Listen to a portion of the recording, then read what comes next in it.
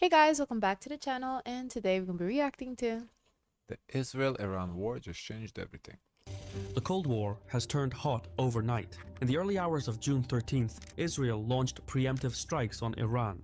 Multiple explosions were heard across Tehran, with online footage showing blasts lighting up the capital. But the fire that started in the city didn't stop there.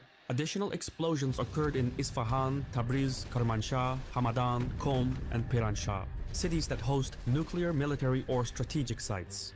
Separate strikes also hit the Natanz nuclear site, the Arak heavy water reactor, and the Parchin military complex. Satellite imagery, for instance, shows considerable but likely superficial damage at Natanz. Either way, the initial 24 hours have been nothing short of a disaster for the Iranians. Israeli jets are flying almost uncontested over Iranian airspace. Mossad operatives are roaming freely, launching drones and anti-tank guided missiles at key Iranian systems, all while Hezbollah remains on the sidelines. Already, multiple senior nuclear scientists and high-ranking military leaders have been killed. As was bound to happen, Iran responded harshly and launched waves of loitering munitions and ballistic missiles at Israel. Most of these were intercepted in the air, but some made it through. Tel Aviv was hit multiple times, and significant damage has been reported at Israel's Central Military Command Center. What we're seeing is unlike anything the region has witnessed. But it's interesting, they're just flying through other countries' airspaces like randomly, just like Iraq, Syria. This is like, oh fuck, completely disregarding their airspace. Just and I wonder the ones that was taken down in the air, who took them down uh, and in whose airspace, because if it's over Iraq and then you're another country and you're taking down, like what do you I think the think damage is? Israel. So remember when we did the European video about where they buy the military gear from, and there was like a Israeli military, like not military, but like the missile, the anti-missile system from Israel. I think that's the system that. So basically now we're, because you buy that shit, but you don't know if it works, because like people don't be launching missiles at each other. So you buy it, kind of trust that the tests they did are okay. But this is, so now we're seeing, Europe bought that Israeli system. Does it work? And it's showing that some rockets still went through. I don't know how many they caught, how many went through, because some landed though. Like, I don't know the ratio. It would be interesting to see the stats. What's the percentage of them are caught, and what's the percentage of the landed ones? I don't know, but we do see that some gone through. So it's not like 100% protection. Before. The firepower unleashed makes Hezbollah and Hamas rockets look like toys by comparison. Meanwhile, Netanyahu has urged Israeli citizens to prepare for a prolonged conflict. And so it begins. When sirens replace speeches, war is no longer coming. It has arrived. In the immediate aftermath, Iran launched more than 100 drones toward Israel and vowed further retaliation. For its part, America has chosen not to intervene. US Secretary of State Marco Rubio insists the US had no role in the attacks, while President Trump is urging Iran to make a deal or face even more brutal attacks. This may well be a good cop, bad cop negotiating tactic. Around 260 media outlets reported on this story, most of them right-leaning. This is also how governments negotiate when they try to talk without saying things directly. They employ the media. But even so, reaching a deal now will be difficult. Among the casualties is Ali Shamkhani, a close confidant of the supreme leader and Iran's chief nuclear negotiator. So there's a lot to piece together when it comes to understanding what's coming next. I use ground news to connect the dots because it allows me to check tricky to stories that slash 50% off. Thank you, ground. The link is below. As of this time, the full extent of Israel's attack on Iran is still unknown.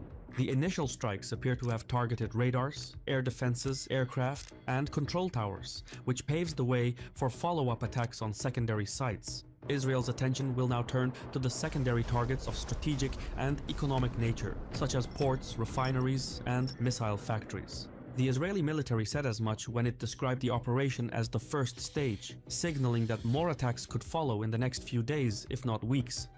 But even if Israel's next wave of attacks is tactically successful, dismantling Iran's nuclear program entirely would require direct American.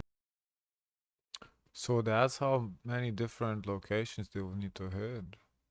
Oh, wow. Oh, it's That's a very lot. yeah, it's very complex. Wow. involvement. Without US involvement, Israel can't do it. At best, they might delay Iran's progress by 1 to 2 years. At worst, the strikes could backfire, prompting Iran to rapidly assemble a crude nuclear device as a deterrent against future attacks. Though Israel claims its goal is to take out Iran's nuclear program and prevent it from building a nuclear bomb, its actions suggest a deeper objective: regime change. All the Israeli attacks have so far targeted IRGC officials, And while Iran, it would target Israel with his nuclear power? I don't know. I don't think they would target anybody. I think they want to have it because, well, other countries have it and they just want to protect themselves the same way that other countries are protecting themselves. Because, I mean, that's just the weapon of the ultimate weapon, right? So they want to have that technology on hand just in case.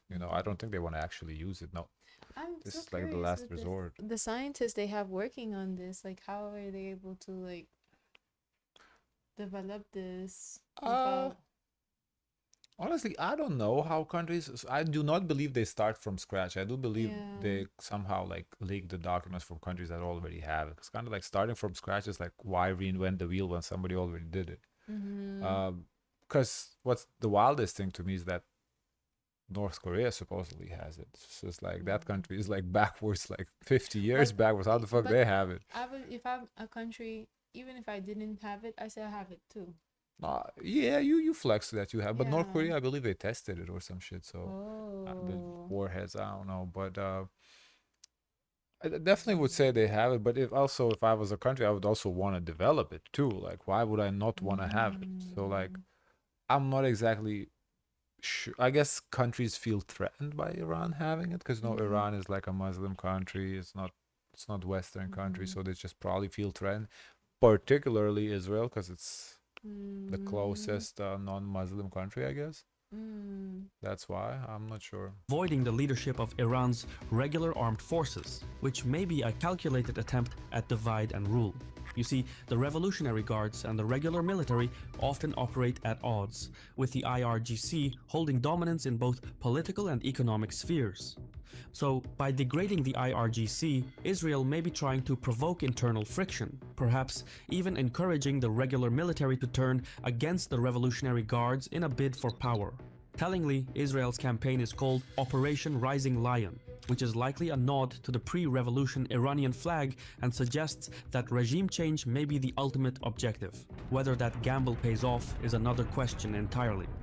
Comparably, Tehran's strategy is also regime change, but through more legal means. The Iranians know they can't change Netanyahu's mind, but they might just be able to collapse his government by building up domestic pressure and triggering a vote of no confidence. To do this, Iranians will need to deliver maximum harm to Israel, but do so by focusing on infrastructure, military, and leadership targets while avoiding civilian sites as much as possible, which may be difficult in practice. And so the Iranians will want to launch waves of missiles at Israel day after day in the hope that it might lead to a vote of no confidence. This would be a political victory that helps Tehran save face and boost its position in future negotiations. But again, there is no guarantee that it would work. Regime change is less a strategy than a roll of the dice. The behavior of both Iran and Israel in the coming weeks will depend on a mix of military, political, regional, and strategic factors. Even a slight shift in one variable, like a US statement of support, could trigger ripple effects that drastically alter their next moves. In such a Trump Jewish? His son-in-law is Jewish. No, but why was he wearing the hat? I think maybe if he's attending a ceremony or something out of respect. But I think Ivanka's husband is Jewish. volatile moment, weak retaliation from Iran won't deter Israel, but a strong one risks drawing America into the war. That's precisely what Israel may try to provoke, escalating in hopes of pulling America in. By contrast, Iran will likely aim to respond in a way that shows strength and reestablishes deterrence while avoiding a wider conflict. What the Iranians will likely want are strikes that preserve an off-ramp for de-escalation, for example, by giving advance warning to the United States and regional countries. It took a similar approach during Operation True Promise in April. But that kind of defeats the purpose. If you tell the states, oh, we're about to attack, the states obviously allies with Israel, so they're going to say, Israel, yo, they're about to attack. Like, how does that make sense? Because what, then you're saying, oh, they're going to tell the states and the neighbors and they're going to be keep quiet? Like the states, and no way Trump is keeping quiet. I think it's more of a play to really see their hand if they're truly on the side of Israel or they're making face. Who, America? No, but I do believe America's on the side of Israel, though. They just don't want to get their hands dirty themselves. He's been back and forth with this. Because there's one thing saying, there's one thing saying that, and actually being on a person's side, like, now you're gonna call the troops to head over to fight this war. He already wants out of Ukraine. He says that you guys are on your own. Even with the raising of funds, he's like, I'm out. So I don't know how serious he is about that. Yeah, I don't think you want to do anything with this. I think who wants to be in a war? Like, who wants I think it would lose him a lot of ratings. It definitely would lose the midterms if he got involved in this. Well, not him, but the Republicans. Well, to now channel all the resources to now military, that's not what people voted for. Yeah. And there's a lot of Republicans that are calling him out for that because they don't want that. I also saw that too. Yeah, I went on Reddit yesterday just to see what the Republicans are saying about this. They do not want none of this. There was this one person who told Tucker Carlson that he's a religious man. He said it's what's his name? I know who you're talking about. It's within Ted Cruz. It's in the holy book that we must align ourselves and protect Israel, and that kind of took him back because he felt like, why do you mean we are responsible for that? It shouldn't be America first, because now you're saying putting Israel first. So that's very challenging to say to a Republican person to put, because Israel is like the chosen people. Hold up. So the whole reason why America backs Israel for like in basically anything is because of religion? Well, some of the people who are religious, they believe Israel but the religion is completely different. It's not even Christian. It's Jewish. It is a holy land. And Israelis are the chosen people, and according to the Torah, the first testament. I remember. Yeah. And so he said that it's our responsibility to back Israel, but there's a problem with this because what America has been showing is that they want to put themselves first and not manage resources over to a war that they feel like they have nothing to be a part of. Go live in Israel if that's a responsibility. It's like the same thing you see, the immigrants in LA, waving Mexican flags. It's like he's basically waving Israeli flag here. It's the same thing. The thing is like, it's not gonna look good to American people if now we're focusing, like, now we're gonna put in more money into the military. Yeah, that would make no sense. April 2024, when it launched a large-scale drone and missile attack on Israel, but avoided triggering a wider conflict. So, at this stage, it's a matter of sustainment versus escalation. Israel may have deflected much of Iran's first few waves of attacks, but its stockpile of interceptors won't hold out forever. Iran can try to wear down Israeli defenses, fire enough missiles at enough targets, and some will inevitably get through. But However, do think that the US do feel like Iran should not have nuclear power. Like, they are against countries having weapons of mass destruction. I believe America doesn't want Iran to have a nuclear. I get that, but at the same time, it's not like Iran is attacking America. It's kind of like a long flight, Like America is not the country at risk here. It's it's Israel. Maybe some European nations are at risk too, but not really America. Iran will face attrition of its own. Drones are plentiful, but relatively easy to shoot down. Ballistic missiles are far more destructive and harder to intercept, but they're not easily replaced. Iran is believed to have an arsenal of around 3,000 ballistic missiles. While not all have the range to I've reach seen Israel, on TikTok, soldiers showing what they eat daily in the Where? military. Which country? U.S. Oh, okay. And they're stationed around Europe. And so they've been showing lately, they've been receiving lobster, steak, potatoes, and they say this is not normal. So they're thinking this is like the final meal before they send you off to fight. enough could break through Israeli and US air defenses to inflict serious damage and force Netanyahu's political hand. So again, it comes down to a strategy of sustainment versus escalation.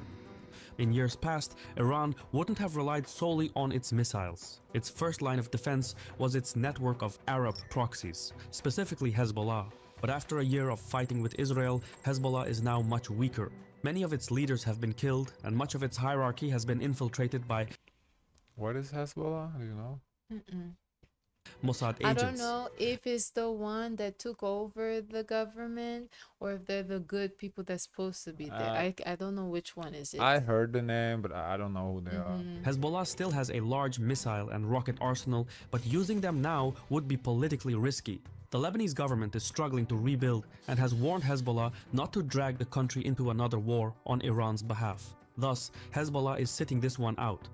Alternatively, to re-establish deterrence, Iran could employ its proxies to launch a series of attacks on American forces stationed in Jordan, Syria, and Iraq. At the same time, the Houthis in Yeah, they are not attacking American forces. They do not want the smoke. No. Yemen No, could launch they missiles at these excuses that okay, if you attack, they're gonna really Oh, attack. For sure, they're going to attack.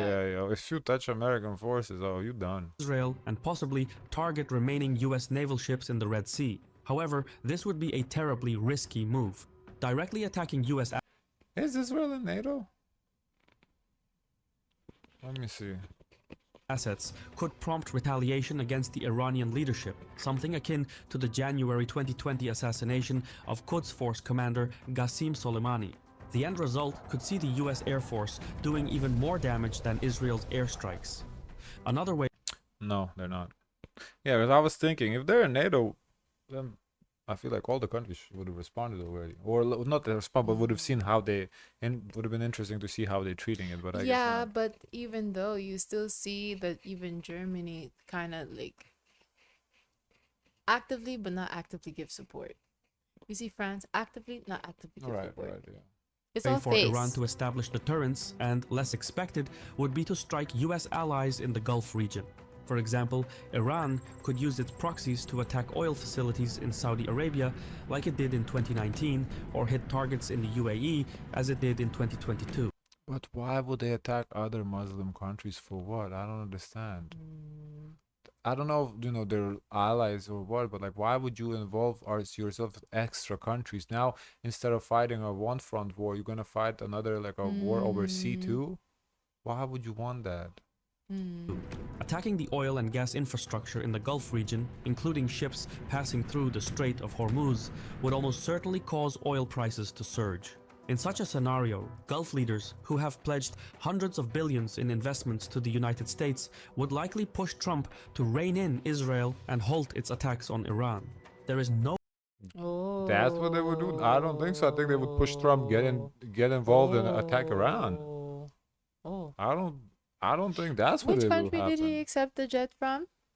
Qatar, I think. Qatar. Yeah, we see right there. Oh. I don't feel like that's what would happen. No guarantee that it would work, but sometimes the shortest path to victory goes through someone else's backyard. Having said that, any Iranian attack on Gulf Arab states, while possible, would likely end the improving diplomatic ties Iran has worked to build with those Yeah. countries in recent years. That's So Yeah, every that form doesn't of make no retaliation sense. carries some risk of blowback. Yet, perhaps the strongest form of deterrence for Iran would be to conduct a nuclear test. It would signal to both Israel and the United States that Iran is no longer bluffing about its nuclear ambitions, but I think that's it what would they're also gonna do. provoke international outrage, trigger new sanctions, and deepen Iran's isolation. Still, if the Iranian government sees think that's its what they're gonna survival at stake, the supreme leader may decide the cost is worth it. A nuclear test They're would force probably the gonna Israeli take the blowback. They're gonna probably take the blowback, but everyone's gonna know not to mess with them. The blowback is blowback, but yet would kind of end the situation a little bit, no? Israelis and Americans to weigh the risk of turning a conventional conflict into a nuclear one. At the very least, Oh my Tehran may opt gosh. for a non-kinetic response, one that signals nuclear intent but keeps it ambiguous enough to avoid immediate escalation. Iranian officials have long warned they would leave the non-proliferation treaty if their nuclear program came under military attack. That moment may now be near. Overall, the course of both Israeli and Iranian actions in the coming weeks will depend on the scale and intensity of what each side does next. The longer the attacks continue and the more damage they inflict, the smaller the window for de-escalation. With every strike and counterstrike, controlling what comes next grows more difficult, because despite best efforts, precision strikes rarely end with precision outcomes. I've been your host Shirvan from Caspian Report. No. Interesting. Can I see the comments? Mhm. Wow. And just like that, we made life harder. Mhm. I'm fascinated by the fact that nobody cares about Iraqi airspace. Both sides just fly around it as if it was international water. That's what I said. Yeah. Yeah. I was looking like that. Uh, Like, it's like what do you do? Like, if you're a neighbor, you see your neighbor fighting with the other one, and you're right in the I middle of I it. think that's kind of just shows that how weak they are, I guess, because they can't do nothing about it. Oh. They could delay Iran by 1 to 2 years. Iran has been 1 to 2 years away from a nuclear bomb for the past 20 years. Oop. Just watch your Mm. video from 5 months ago on how Israel was creating an air corridor to attack Iran by destroying serious anti-aircraft defenses in the middle of the chaos of Assad's fall. You were on the money, sir. Ooh, interesting. Mm. I'm Iranian. I hadn't I had and still have a beautiful country. My country has had and will have kind and just people. This may be my last message to the people of the world. Like all of you, you have the right to Oh. live, and that sucks. That's sad. Yeah, That's that is really sad. sad. No, for Iran, they went through a lot. I used to watch the Shahs of Sunset, and they would share their stories of how their family had to flee from Iran. Hmm. This is so crazy. Guys, of course, let us know your thoughts. Don't forget to like, comment, and subscribe. Join the Discord, and as always, always, always, share as much kindness as possible.